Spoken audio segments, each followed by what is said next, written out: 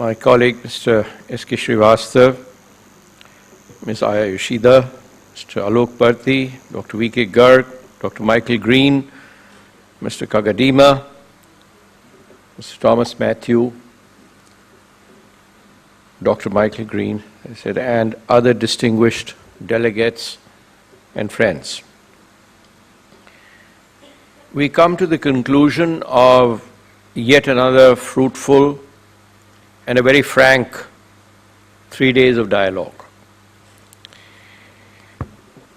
The special feature of this event is the uninhibited exchange of views and the exposition of views by those who have actually delivered projects on ground and who have also viewed from a dispassionate position the operation of policies and industry developments.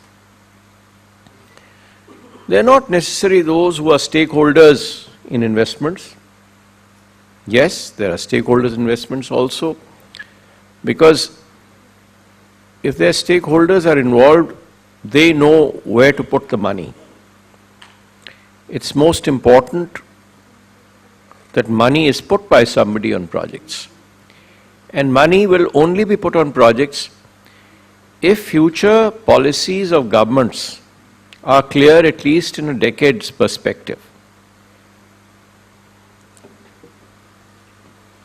And this is also necessary for financial institutions who need to calibrate their lending priorities in accordance with global priorities and business priorities, and also they need to recover their monies. Because no prudent lender will merely lend money for government or NGO related slogans. He needs a certain policy or a regulatory permanence so that he can recover his money. After all, his money is your and my money. And he has promised to borrow it at a cost and lend it at a cost. Until he gets it back, the story is not over. The next lending will not take place. So that is as far as financing institutions are concerned. The other part is which way is the world going and what are the priorities.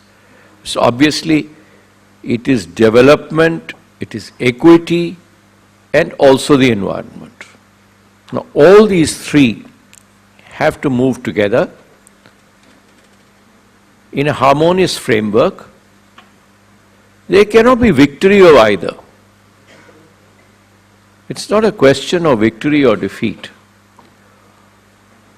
Or, as was being mentioned in the morning, that you wish to work harmoniously with nature, you don't want to vanquish it or conquer it. I like those words. Again, borrowing the morning's wisdom from our senior, Mr. Kuldeep Chandra, say we're looking for happiness and not leisure or pleasure as a priority. Leisure and pleasure are always there for those who can afford it and will continue to be so. Nobody can restrict it. But policy makers do not make policy for this part, they make policy for happiness and for universal happiness. And that is what I think all the deliberations in this meet have tried to put forth. As in my introductory remarks I had mentioned, the time for the fossil fuel industry has gone to sit back and gloat on profits and think of multiplying profits. Today you're in the midst of a storm in a ship, and you have got to find your course, bring all your energies into play, and navigate through troubled waters for a sustained future. If you think otherwise, you're just sleeping over the problem. You also have to recognize that there is no permanence of any domination. Empires have crumbled, and unless you see the fossil fuel industry re-navigates itself, reinvents itself, it could, according to the wishes of some of its antagonists, turn into a fossil itself. This is a requirement. Yet, despite all the wishes and our aspirations to have cleaner forms of energy, the developed world has not yet been able to assure the developing world of any course which is ideal without adequate funding. I can prescribe a diet, I can prescribe a green cauliflower instead of a white one, but unless I keep track of the price, broccoli will never replace cauliflower on the table of the common man. Similarly, if new forms of energy are also coming into play, luckily their prices are coming down, which making them thoroughly integratable into commercial forms of energy and not mere subsidized forms of energy, because subsidy is not a very good word. It always leads to subsidence of one party or the other. And ultimately, I think the debt burden and malpractices increase, because those who are in search of subsidy or funding or free funding or heavily, I should say, loaded funding, they're available all over the world. They're not a speciality of the developing world. Many years ago, when I was in the United States of America attending a World Policy Conference, I told a very senior colleague that I'm in Washington meeting some consultants. And he said, oh, you know what we call them? We call them the Beltway Bandits. Because they don't let any grants, federal grants, come out of the Beltway region. They make sure that they've got a scheme ready for it to absorb it. So these seekers of subsidy in the name of the poor man, in the name of newer technologies, will not go away. So we should keep subsidy to the bare minimum. And I think at the end of the day, as part of government policy, government must fund. And business, the business of energy has to run as a business, as I used to say for electricity. One, a producer of energy or a consumer of energy cannot be playing the role of a state in providing subsidy to the less fortunate brethren.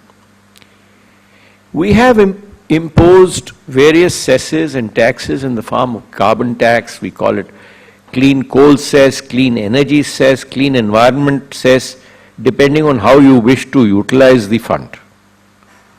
But at the end of the day, I think all these taxes and cesses, they have to have a common goal, and that is cleaning up the environment. And I think that is where our declaration will also put this forward. Whether it is for cleaner coal, whether it is for cleaner coal generation technologies, whether it is for cleaner auto fuels, all this funding should go back in cleaning up the environment, as it is meant to do, yes. The person who is persisting with this technology has to pay a certain cost, it's fair enough. But on the other side, somebody who's polluting and violating pollution norms in any sphere, be it the environment, be it power, be it water, he must pay a penalty. A penalty is not to be confused with a cess or a tax. That penalty certainly is a penalty on the person who is violating. A cess or a tax is on use of that commodity, whether you are complying with the law or you're not complying. The presumption is you are complying with the law. If you're not complying, you need to be punished. And that's where environmental penalties come into play. Finance departments and treasury departments of governments do not like this argument, because this is not voted expenditure or voted grants. You can impose them any time of the year. But I think the declaration will send some kind of message there, because these are babies crying for help. And if you increase the investments in these sectors, the tariffs are going to go up again. Who is going to pay for them? It's going to be the consumer again. So we've got to find some way out of funding. Then you see these different sectors, and the whole idea of Dr. Anil Garg in formulating this kind of a convention is that petroleum, coal and natural gas work together.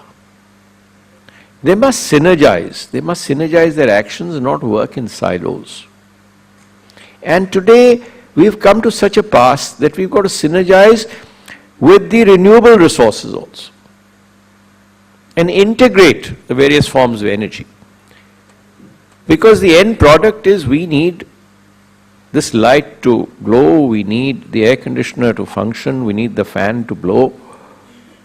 We are not interested in what has produced that form of energy. It is the end result that matters to a consumer, to society, and hence all energy providers have to integrate and work jointly in that direction. I'm thankful to all of you for having spared your valuable time in spite of, I'm sure, your pressing commitments. And we look forward to our students, because they are going to be torch bearers for tomorrow.